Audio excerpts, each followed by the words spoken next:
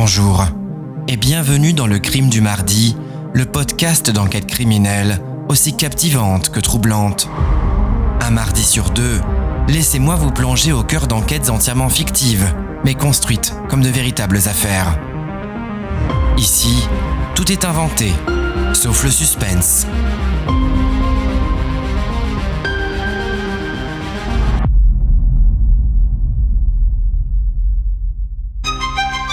Cette semaine, dans Le Crime du Mardi, j'avais envie de vous parler d'une affaire sordide, celle que la presse a surnommée l'affaire d'Annecy.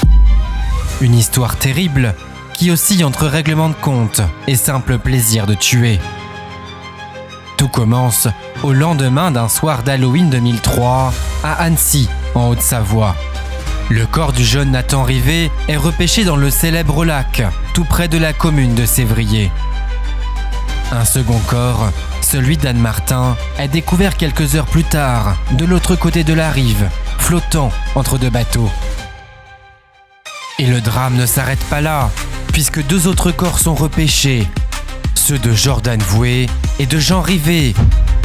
4 jeunes victimes, toutes âgées entre 19 et 21 ans, et retrouvées presque au même endroit. Cela ne laisse présager rien de bon.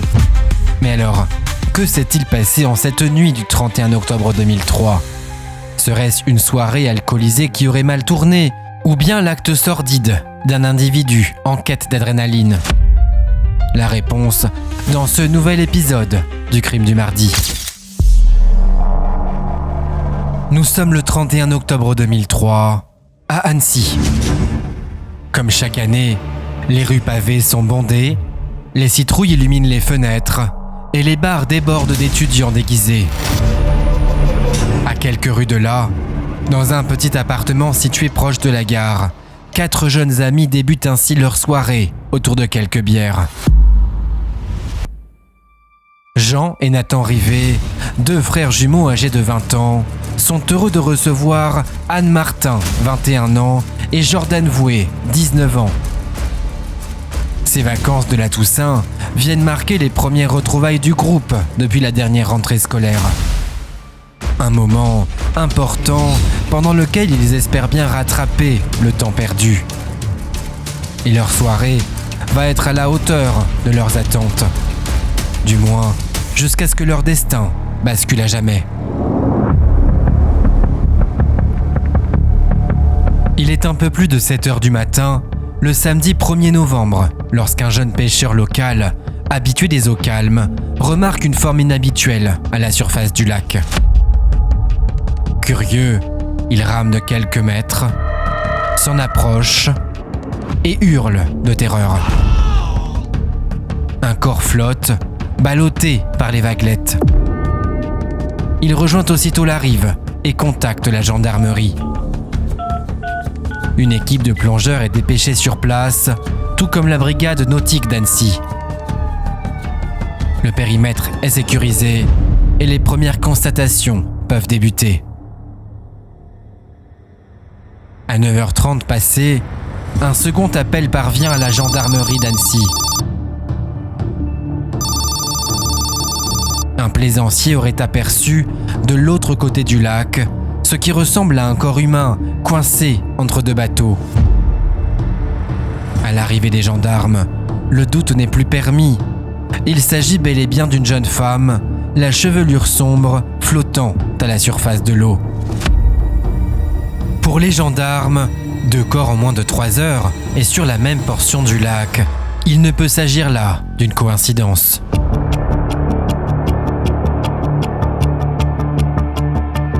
Il est un peu plus de 14 heures.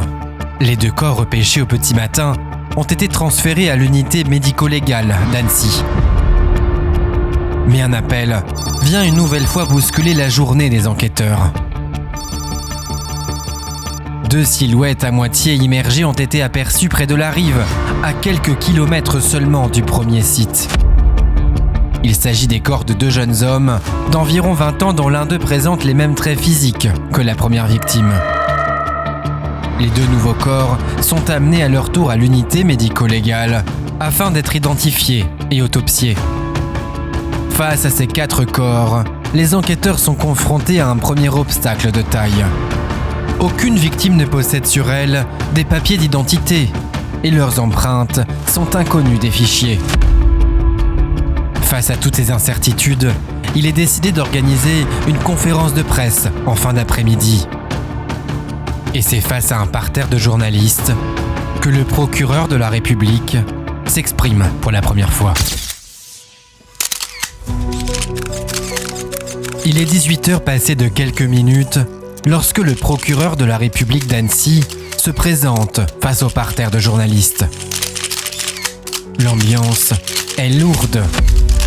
Il annonce d'emblée la raison de la tenue d'une telle conférence: permettre l'identification rapide des victimes sans entrer dans des détails inutiles. Il commence par les 2 victimes dont les liens de parenté ne laissent guère de doute. 2 frères jumeaux mesurant environ 1m82, cheveux bruns et yeux noisettes. Le premier, légèrement barbu, portait un blouson en cuir noir et un jean foncé. Des traces de maquillage d'Halloween étaient encore visibles sur son visage.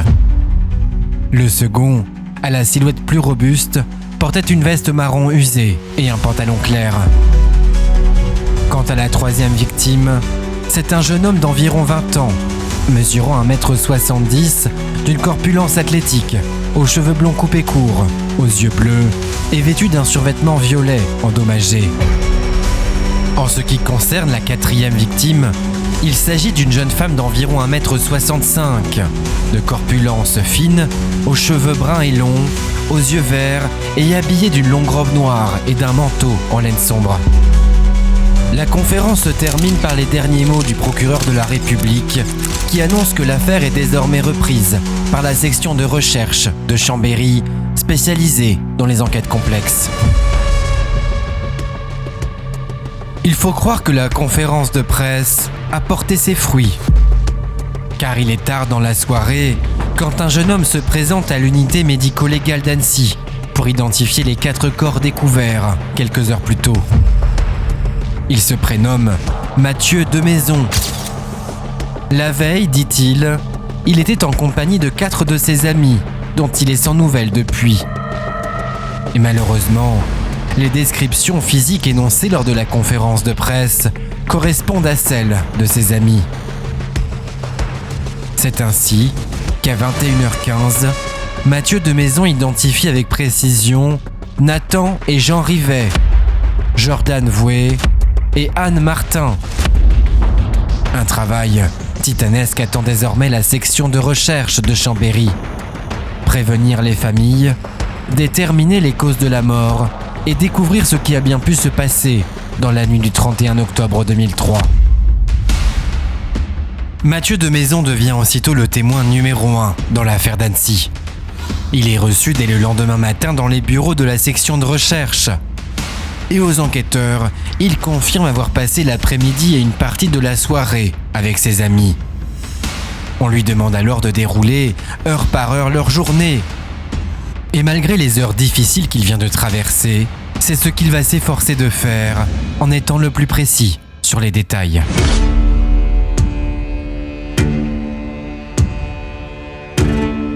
Nous sommes le vendredi 31 octobre 2003.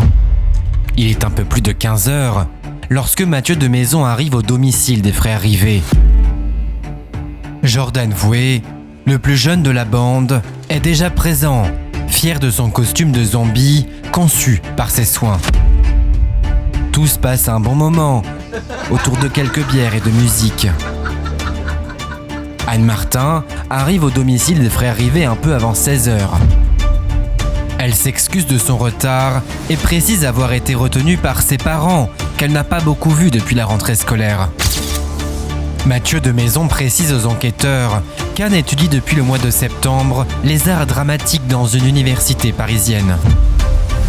Ses vacances de la Toussaint marquent donc son premier retour à Annecy depuis son départ récent pour la capitale. Le jeune Annécien continue de développer son témoignage. Il indique être resté chez les Rivet jusqu'à environ 21h avant de rejoindre tous ensemble d'autres amis dans l'un des nombreux bars du centre-ville. Il décrit une soirée tout à fait normale. L'ambiance est même très bon enfant. Jordan danse, Jean drague à moitié pour plaisanter, tandis que Nathan observe près du bar et Can immortalise des courts moments de la soirée à l'aide de son vieux caméscope. Ensuite, il indique aux enquêteurs avoir salué ses 4 amis qui prirent la décision de quitter l'agitation du centre-ville et de finir la soirée près du lac.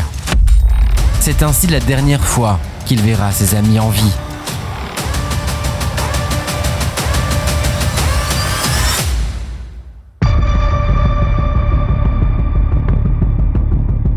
Pendant ce temps, les investigations débutent aux abords du lac d'Annecy. Tous les environs sont fouillés par la section de recherche de Chambéry. Objectif, retracer avec exactitude la soirée des 4 victimes. Dans un premier temps, il est retrouvé la voiture de Jean Rivet, une Peugeot 206 GTI de couleur rouge stationnée sur le parking d'un restaurant au plus près de la réserve naturelle du Roc de Cher. Le périmètre est bouclé, la voiture est sécurisée.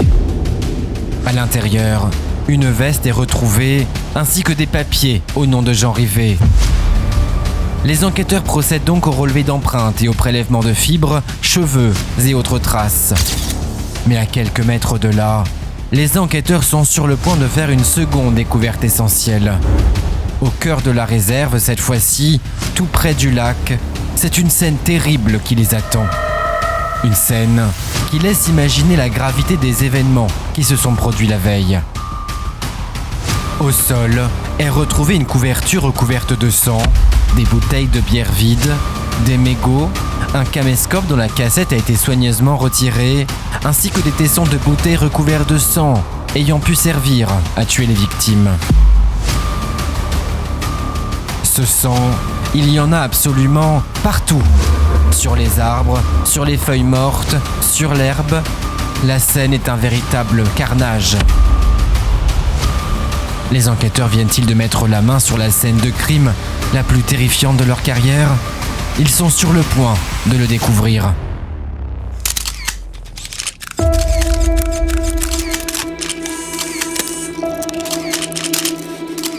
Dimanche 2 novembre 2003.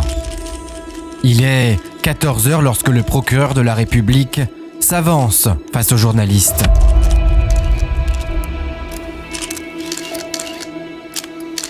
Il confirme l'identité des 4 victimes, Nathan et Jean Rivet, Anne Martin et Jordan Voué. Tous ont désormais pu être formellement identifiés. S'agissant des causes de la mort, le procureur reste mesuré. Les examens médico-légaux et toxicologiques sont en cours, mais les premiers éléments évoquent des violences multiples et l'intervention de tiers. La communication est prudente, le message est clair. La piste criminelle est privilégiée. L'onde de choc gagne la région, tandis que la presse nationale s'empare de ce qui est déjà surnommé comme étant l'affaire d'Annecy.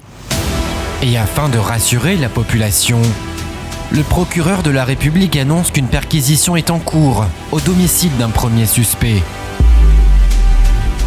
Mais officiellement, voilà ce qu'omet de déclarer le procureur à la presse. Les poumons de la jeune victime Anne Martin étaient remplis d'eau, ce qui indique qu'après avoir été violée, la jeune femme a été noyée, la tête probablement maintenue dans l'eau pendant plusieurs minutes d'agonie. Nathan Rivet, dont le corps est très abîmé, est décédé à la suite d'un violent traumatisme crânien. Il a lui aussi été poignardé, mais les coups portés n'ont pu engendrer la mort. Concernant son frère, Jean Rivet, il est décédé à la suite d'une importante hémorragie externe, liée à plusieurs coups portés à l'arme blanche au niveau de la poitrine. Quant à la dernière victime, Jordan Voué, le décès est lié à une asphyxie par strangulation. Et ce n'est pas la seule information dont dispose le procureur de la République. Car après l'analyse du sang des 4 victimes, un élément très surprenant est à prendre au sérieux. Une quantité importante d'un dérivé du GHB a été retrouvée dans le sang de chacune d'elles. Une drogue qu'ils espèrent retrouver au domicile de leur suspect. Pour Pour tout comprendre à ce point de bascule, il faut remonter au petit matin du 2 novembre. Les premiers résultats toxicologiques parviennent aux médecins légistes ainsi qu'à la section de recherche de Chambéry. Ont été identifiées dans le sang des 4 victimes des molécules proches du GHB, autrement appelé drogue du violeur. Les 4 victimes ont donc été droguées quelques heures seulement avant leur mort, à des doses non létales, mais tout à fait capables de les assommer un bon moment. En parallèle, les enquêteurs n'ont pour l'heure qu'un seul témoin, qui après quelques vérifications pourrait bien se transformer en coupable parfait. En effet, l'emploi du temps de Mathieu Demaison présente quelques incohérences. Le bornage de son téléphone le place brièvement en banlieue d'Annecy et en direction du lac vers minuit 25, alors qu'il affirme pourtant être resté au bar jusqu'à plus d'1 heure du matin. Les enquêteurs décident donc de perquisitionner son domicile et de le placer en garde à vue pour vérification.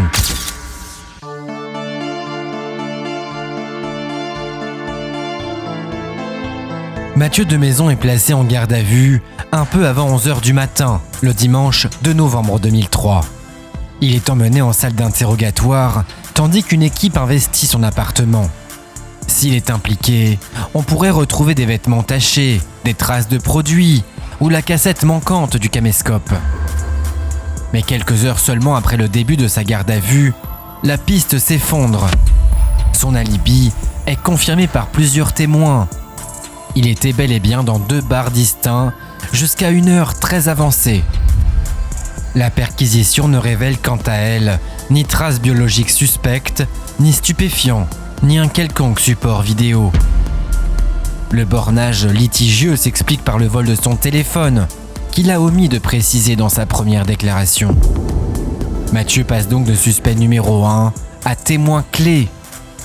Il précise qu'il devait être environ minuit et demi lorsque ses amis ont quitté le centre-ville pour le lac, sans être suivis.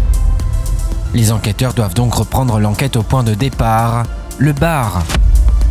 Après tout, c'est peut-être là que toute l'affaire commence. Ils vont donc se lancer dans une série d'interrogatoires et tenter de mettre un nom sur tous les clients présents ce soir-là. Qui sait, peut-être que l'un d'entre eux a pu voir quelque chose. Dans les locaux de la section de recherche de Chambéry, l'exploitation des scellés progresse. Le sang prélevé sur place appartient à 2 des 4 victimes. Un détail qui concorde avec les multiples lésions observées sur les corps des 2 frères Rivet. Autre élément important, ce n'est non pas 4 ADN différents qui ont été relevés sur la scène de crime, mais 5. Ce 5e ADN a donc aussitôt été comparé au fichier des ADN connus de la police, mais sans apporter aucune correspondance. Le profil est donc inconnu des services de police. Quant à la Peugeot 206 GTI rouge de Jean Rivet, elle est fouillée de fond en comble, sans révéler d'éléments décisifs. L'enquête devra miser sur l'aspect humain de l'affaire. Témoins, parcours, images, et cette cassette disparue qui a pourtant été utilisée d'après les multiples témoignages, affirmant qu'Anne Martin passait la plupart de sa soirée derrière l'objectif. Nous sommes le 8 novembre 2003. Et voilà plus d'1 semaine que l'affaire continue d'affoler la presse. Mais en coulisses, l'enquête avance. Les enquêteurs ont fait des pas de géant et ont pu confirmer tout le récit de Mathieu Demaison.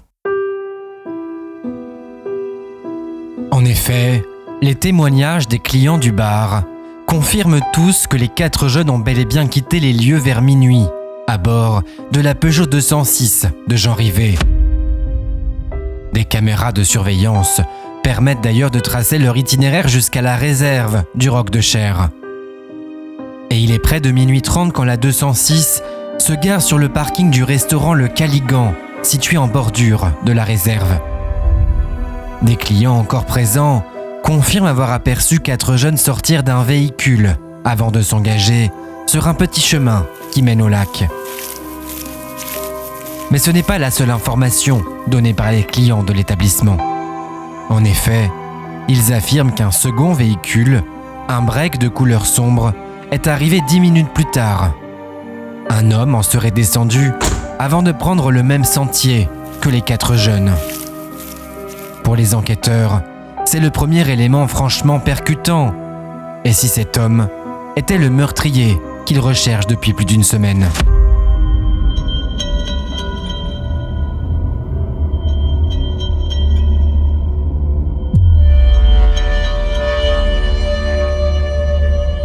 Malheureusement, entre la nuit et l'ébriété de certains témoins, combinée à la mauvaise qualité des images des caméras de surveillance, il est impossible d'obtenir une description précise du suspect.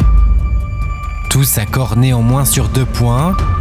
L'homme mesure près d'1,90 m et a une allure athlétique. Les enquêteurs commencent donc par exploiter chaque caméra disponible sur place pour suivre le véhicule. La Peugeot 405 break noire arrive sur le parking du restaurant aux alentours de minuit 35, avec une heure de départ située 1 heure plus tard. Quant à la plaque d'immatriculation, impossible de l'identifier avec certitude. La qualité de l'image est trop mauvaise. Alors, plutôt que d'attendre des semaines de traitement d'images, la section de recherche lance un criblage des propriétaires de Peugeot 405 break de couleur noire dans toute la région.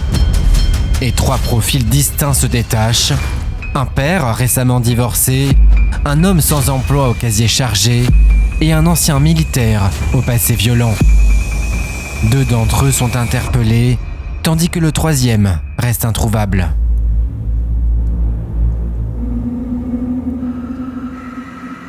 Didier Mallet et Patrick Vareille sont placés en garde à vue le 10 novembre 2003. Les enquêteurs commencent par Patrick Vareille, un père de famille fraîchement divorcé, au profil plutôt calme, malgré des embûches judiciaires avec son ex-femme. Les enquêteurs souhaitent connaître ses liens avec les frères Rivet.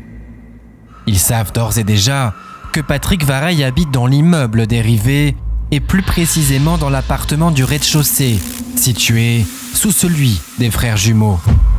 Vareille concède connaître à peine Jean et Nathan Rivet. Il reconnaît avoir frappé quelques fois à leur porte lorsque le bruit provenant de leur appartement devenait trop important, mais rien de plus. Néanmoins, 2 sérieux témoignages évoquent toutefois un agacement répété face aux soirées des jumeaux. Un agacement qui a quelquefois fini sur des agressions verbales répétées. De plus, l'alibi du père de famille est fragile. Il prétend avoir passé la soirée seul devant la télévision.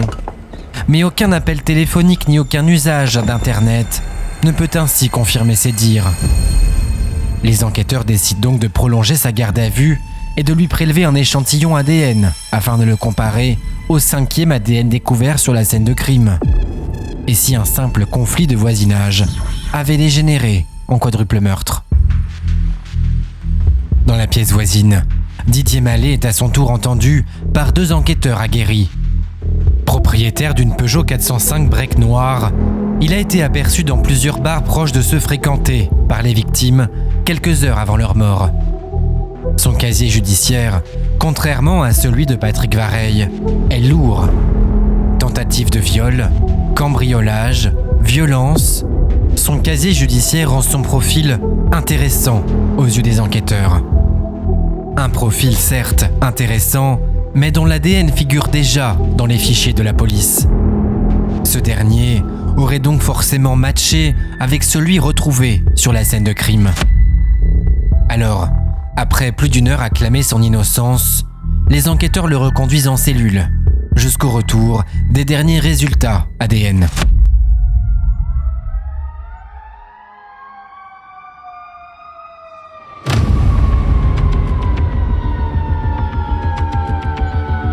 Nous sommes le mardi 11 novembre, au cœur de la section de recherche de Chambéry. Et l'affaire est sur le point de basculer.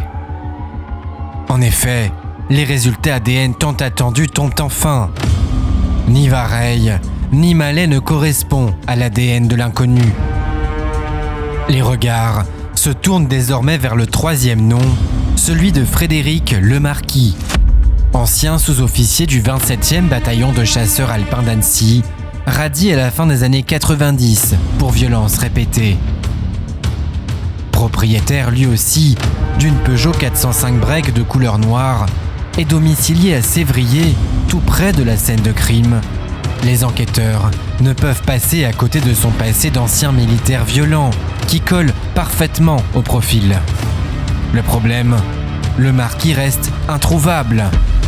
Et tandis qu'une équipe amplifie les recherches, une autre décortique scrupuleusement son profil pour éclairer un éventuel mobile.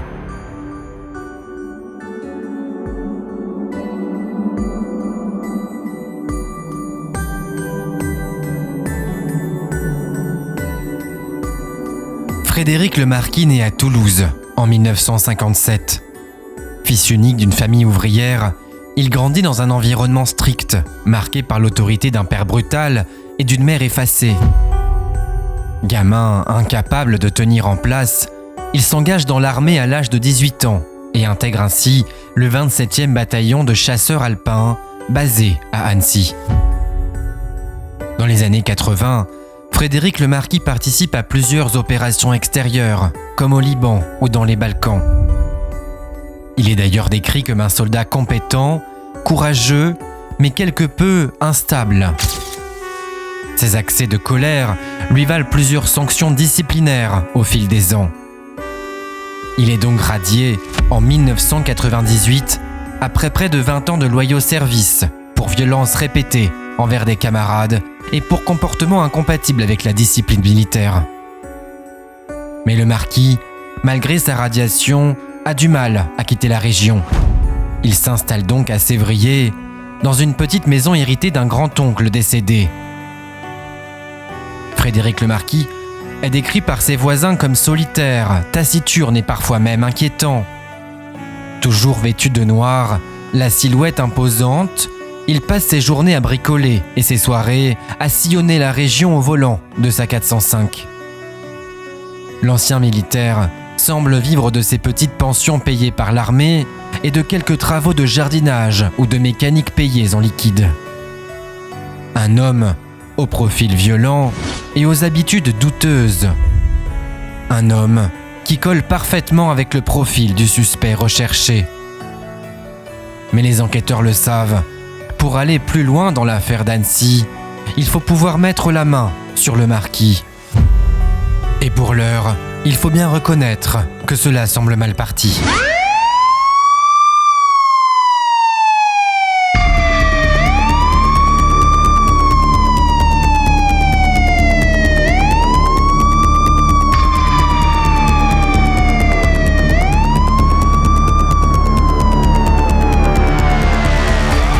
Vendredi 14 novembre 2003, 6 véhicules de police se présentent au domicile de Frédéric Le Marquis, à Sévrier. Pendant plus de 6 heures, chaque mètre carré est inspecté par la section de recherche de Chambéry. Des prélèvements ADN sont effectués sur des vêtements, un sac à dos, un couteau de chasse et des gants. Des cartes du secteur du Roc de Cher, annotées, sont saisies. Tous ces éléments, mis sous scellé, partent aussitôt au laboratoire pour être analysés. Et les résultats tombent rapidement. Le 5e ADN isolé sur le tesson de bouteille, retrouvé sur la scène de crime, correspond à celui de Frédéric Le Marquis. L'homme, introuvable depuis 10 jours, devient donc le suspect numéro 1. Reste à comprendre le comment et le pourquoi, et à le retrouver le plus vite possible.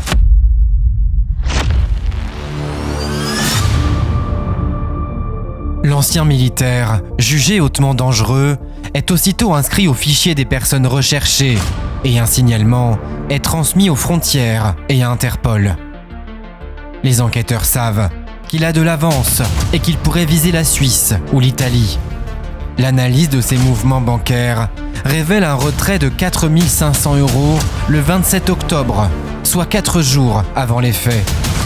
Quant à son téléphone, il n'émet plus depuis le 31 octobre au soir. Alors, tandis qu'une équipe spécialisée mène la traque, une cellule travaille sur le mobile et sur les liens possibles avec les victimes. Et justement, ces équipes sont sur le point de faire des découvertes qui vont faire bondir l'enquête. Des découvertes qui risque de venir mettre un terme à près de 15 jours de rebondissement. Mais alors, que s'est-il passé en cette soirée du 31 octobre ? La réponse ne saurait tarder.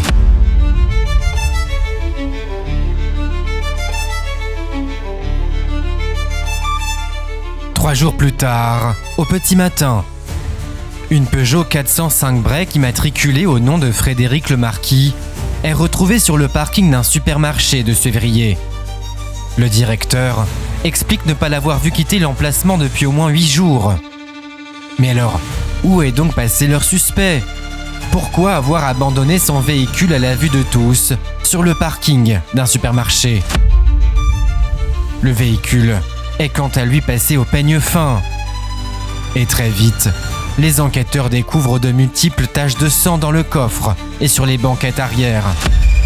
Concernant le reste de l'habitacle, il faut reconnaître qu'il est dans un sale état.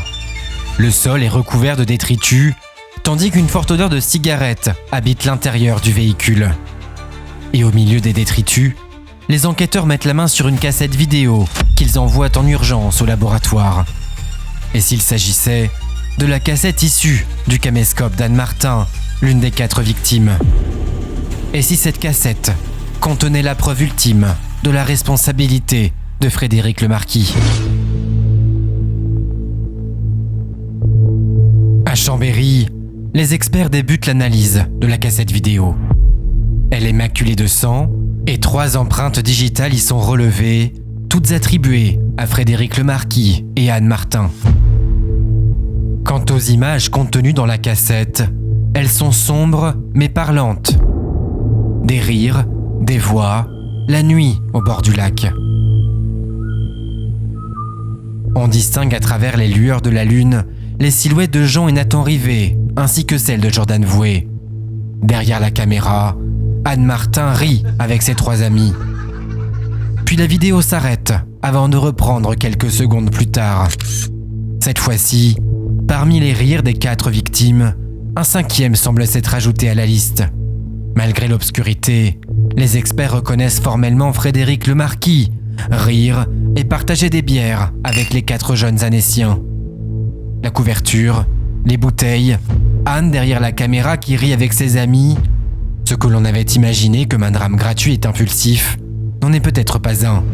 Lemarquis s'est invité dans leur cercle. Il s'est familiarisé avec ses futures victimes. Et si finalement, tout avait été prémédité ?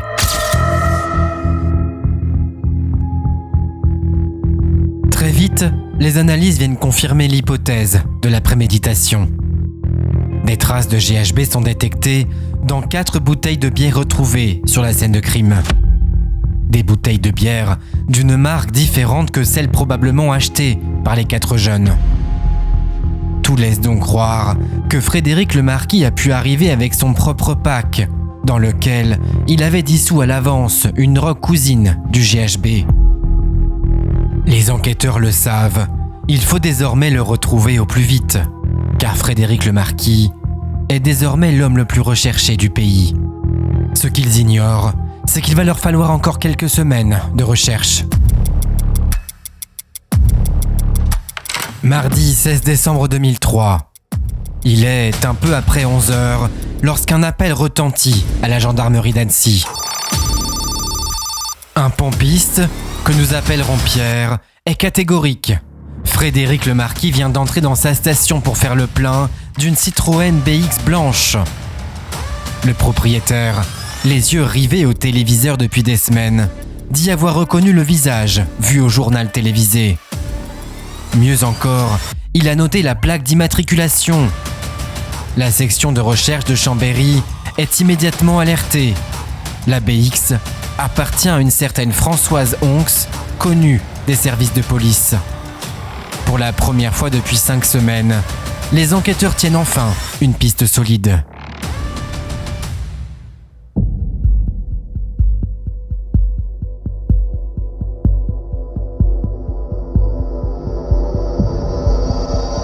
Nous sommes le jeudi 18 décembre 2003. Il est 5h du matin.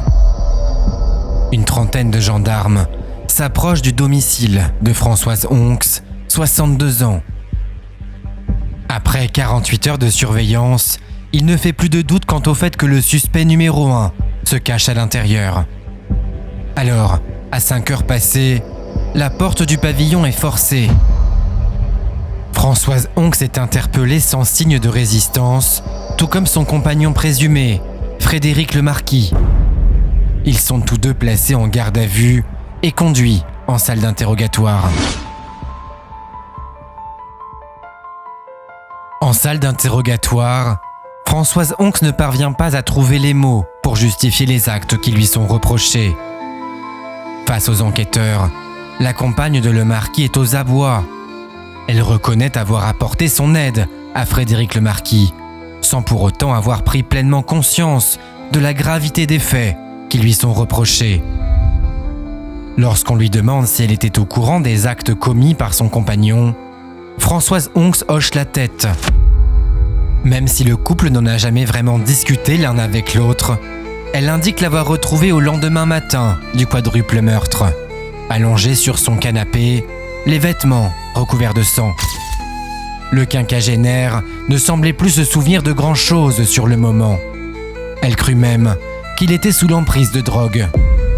Ce n'est que quelques heures plus tard, lorsqu'elle alluma les informations et vit ce qui venait de se passer, à quelques kilomètres seulement de son domicile, qu'elle comprit la gravité de la situation. Frédéric Le Marquis, l'homme dont elle partage la vie depuis plusieurs mois, venait de tuer de sang-froid 4 jeunes au milieu de la nuit. Les enquêteurs décident donc de s'intéresser d'un peu plus près au profil de Françoise Onx. Retraitée depuis peu, elle n'a jamais été mariée ni eu d'enfant. Elle a toujours vécu dans les environs d'Annecy, enchaînant les emplois en intérim et en CDD. Une vie instable, mais qui ne semble pas l'avoir empêchée de se construire un quotidien à son image. Quant à son casier judiciaire plutôt fourni, il comporte plusieurs expertises psychologiques réalisées au fil de ses interpellations, dont une qui intéresse plus particulièrement les enquêteurs. Une expertise qui atteste de l'admiration de Françoise Onx pour les hommes au comportement violent. Des hommes au profil semblable à celui de Frédéric Le Marquis. Hélas, en salle d'interrogatoire, Françoise Onx reste plutôt opaque quant à sa relation avec Le Marquis. Alors pour l'heure, les enquêteurs souhaitent laisser la sexagénaire réfléchir aux raisons qui l'auraient poussée à protéger son compagnon. Et en attendant, ils vont basculer dans la salle d'interrogatoire voisine, où patiente sagement Frédéric Le Marquis. Les enquêteurs s'attendaient à un homme fermé, provocateur, et c'est finalement tout l'inverse. Frédéric Le Marquis est détendu, presque trop cordial. Il sourit, serre la main aux enquêteurs. Et très vite, il passe aux aveux, sans même que les enquêteurs ne lui demandent quoi que ce soit. Face au regard complice de l'ancien militaire, les enquêteurs tentent de camoufler leur incompréhension. Pourquoi se donner tant de mal à se cacher pendant plusieurs semaines pour simplement passer aux aveux une fois les menottes au poignet? Alors, lorsque les enquêteurs lui demandent de répéter, il répète. Oui, c'est lui qui a tué Jean et Nathan Rivet, Jordan Voué, ainsi que Anne Martin durant la nuit du 31 octobre. Et le déroulement du massacre va glacer le sang des enquêteurs.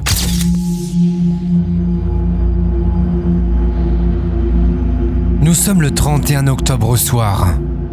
Cette nuit-là, Frédéric Le Marquis traîne en ville. Les bars sont pleins d'étudiants déguisés et la bonne humeur règne à travers les rues d'Annecy. Depuis quelques jours, explique-t-il, il est pris d'une envie meurtrière soudaine. Et il pense justement passer à l'acte, sans trouver le moment parfait. Il est donc minuit passé lorsqu'il entend 4 jeunes échanger sur l'idée de finir la soirée au bord du lac. Il regagne donc sa 405, les suit à bonne distance, se gare devant le Caligan, patiente 10 minutes, puis emprunte le même sentier que ses 4 futures victimes. Extraverti quand il le souhaite, il parvient à se joindre au groupe sans difficulté apparente, offrant des bières préalablement diluées avec une drogue cousine du GHB et profite de l'accueil bienveillant des étudiants. L'effet de la drogue n'est pas immédiat.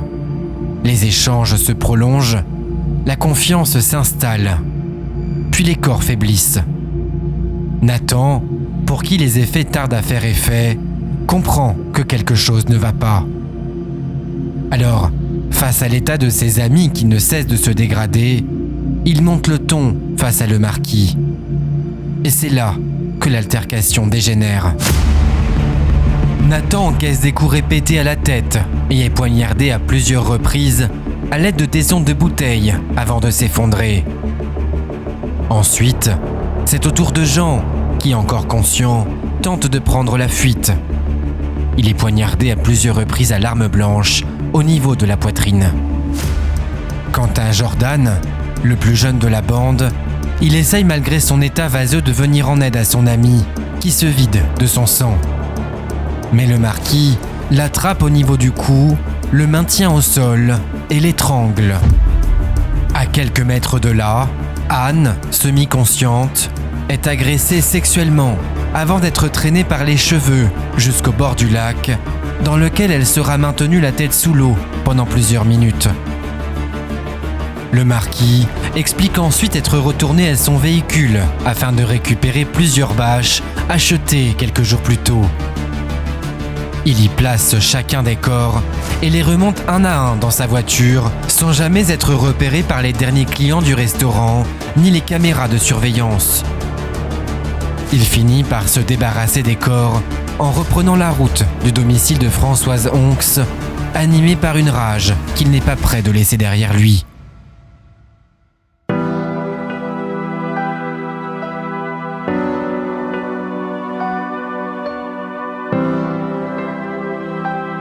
Frédéric le Marquis, un militaire brillant malgré des accès de violence certains, qui assassine 4 jeunes d'une vingtaine d'années du jour au lendemain, les enquêteurs reconnaissent être perplexes, car la question du pourquoi demeure. Et face à cela, le marquis n'a aucune explication qui tienne la route. Il se justifie par une envie soudaine, mais qui n'a cessé d'être alimentée depuis l'enfance. Il explique avoir agi par pulsion et que les victimes se trouvaient simplement au mauvais endroit, au mauvais moment. Face à la froideur de ses propos, les enquêteurs sont sous le choc. Le marquis ne semble émettre aucun remords. Mais par chance, il ne devrait plus jamais remettre un pied à l'extérieur d'une cellule de prison.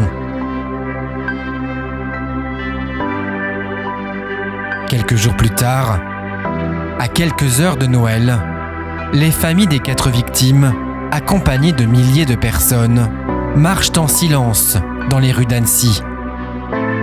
Tous tentent de se remémorer les visages pleins de vie de Nathan, Jean, Jordan et Anne. L'affaire d'Annecy restera malheureusement pour toujours tristement célèbre. Cette affaire rappelle ô combien il est nécessaire de prendre soin des siens et de les chérir. En attendant, Nathan, Jean, Jordan et Anne vont continuer d'exister aux côtés de leurs proches, à travers tous les souvenirs partagés.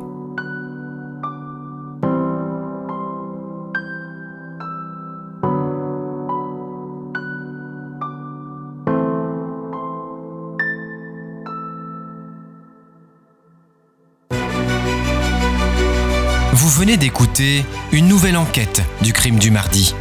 Si l'épisode vous a plu, n'hésitez pas à liker, à vous abonner sur votre plateforme d'écoute préférée ou encore à nous rejoindre sur les réseaux sociaux et ainsi découvrir l'actualité de nos publications.